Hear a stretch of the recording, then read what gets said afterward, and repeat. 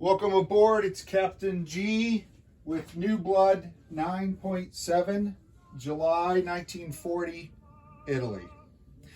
A bit of housekeeping. On the prior turn, the UK forgot to announce that they also wanted to upgrade their one militia. So in southern England, they now have an infantry instead of militia. That took the 2 IPP they had left at the end, and it left them with cash on hand of 27, which is the 22 income and their 5 bonus.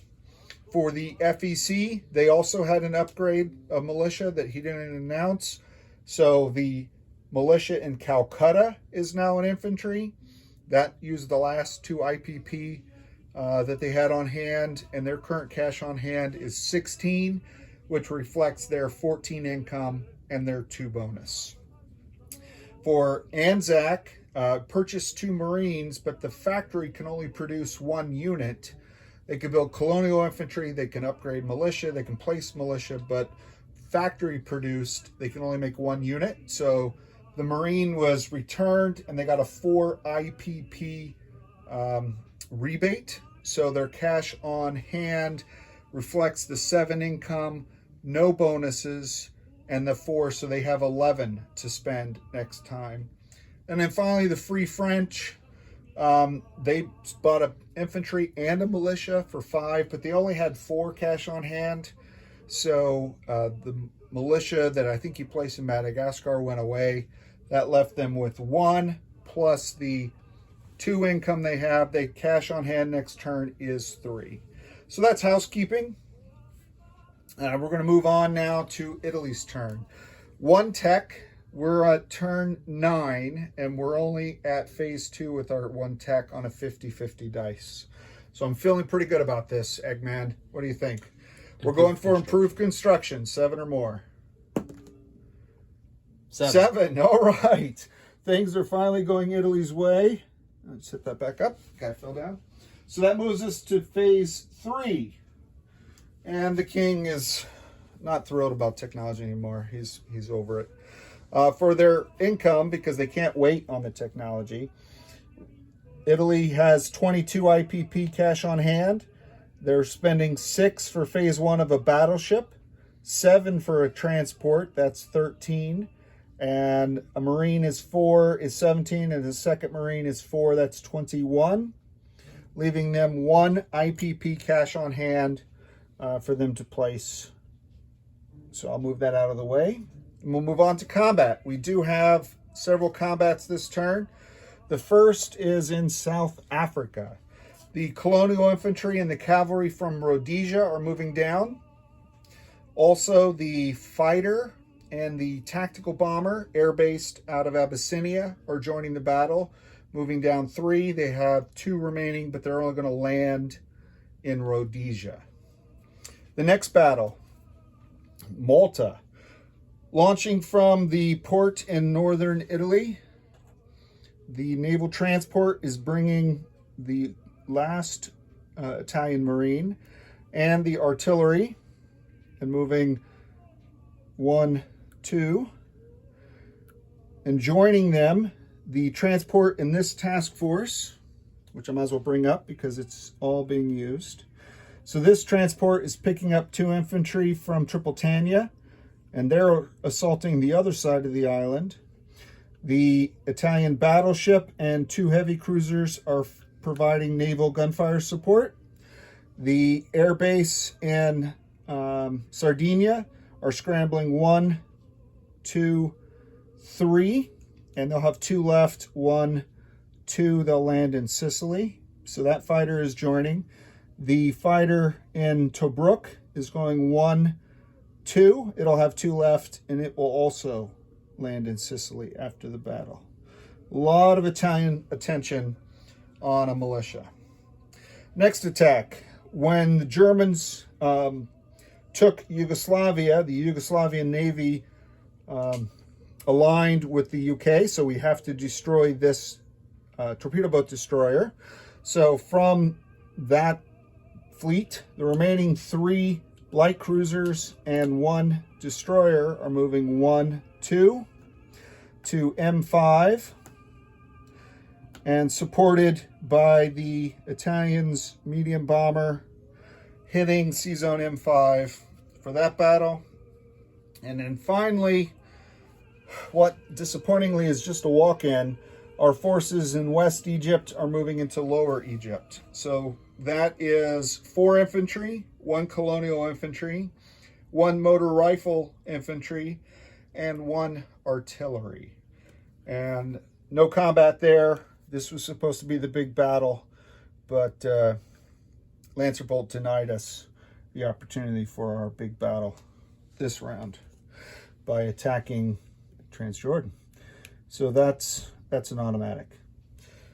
All right, so let's roll our 3 combats with rolls. Let's start in South Africa, where we have the militia that defends at a 2. The river that's there is on the Rhodesia side of the border, and there's no geography in South Africa itself. So the infantry attacks at a 2, and there's no first strike on either side. So a 2, 4. Miss. Cavalry at a 3, miss. Fighter at a 6, hit, and we'll 5. overkill. Tac bomber at a 7, miss. All right, so we got the 1 hit. The militia will defend at a 2. 11. So that's it. Battle's over. South Africa joins the new Roman Empire. So another +1. So between that and Egypt, those are the only 2 that are worth IPP. That moves Italy up to 19. And that moves the UK down to 20. Look at that. Italy and the UK making practically the same amount of money. All right, let's go on to Malta, which will be potentially more complicated. We do have first strike. So against this lone militia, we have a Marine, 2 infantry, and an artillery in boats heading ashore, but the naval gunfire support. So we have 2 light cruisers that do gunfire support at 2s. 10-6. 10-6, both miss. The battleship at a 4. We can win the battle right here. 4. 4. All right.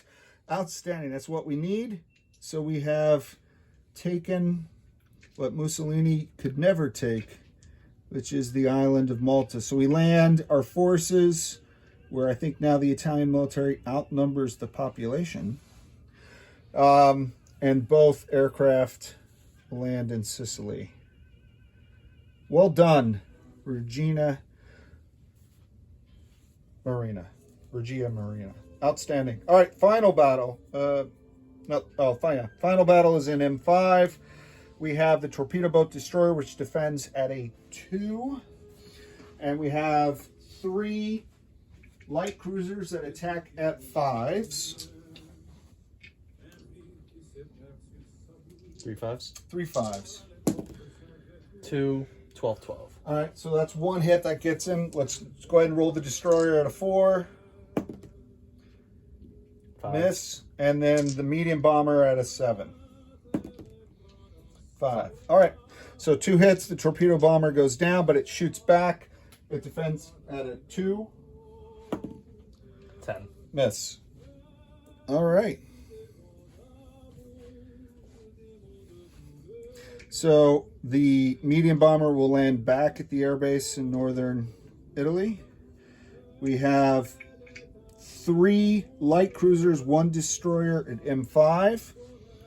We have a battleship, 2 heavy cruisers, 2 transports here in M4, next to the, now that Romania is aligned, the German-controlled Romanian destroyer and torpedo boat destroyer. So they would all defend together. So that's it for combat. We did the income adjustments. Non-combat. So the 2 colonial infantry in Tanganyika will move down to Rhodesia. The fighter and the attack bomber will land in Rhodesia. The colonial infantry in Italian Somalia will move into Tanganyika. In Upper Egypt, sorry, we'll turn him into, we'll trade this for this and take this guy there. So we'll have 1 infantry rail to Sudan using the British rail lines. Very nice. And the other one will walk down to Namibia. Also in Tobruk, we have 2 infantry and an artillery that will leave the fortification and join the General Rommel in West Egypt. The Italians are unimpressed so far with the Germans, who haven't seemed to do anything. And then the militia in Anzio will move up to join the parades, the victory parades and celebrations in Rome that the king has ordered. Place new units. So let's bring this back. Let's put this on the phase 3 next to the Japanese battleship. We're going to place the transport in the port in northern Italy. So port 8, replacing the one that moved. And the 2 Marines in northern Italy. And that is the fastest Italian turn in a long time.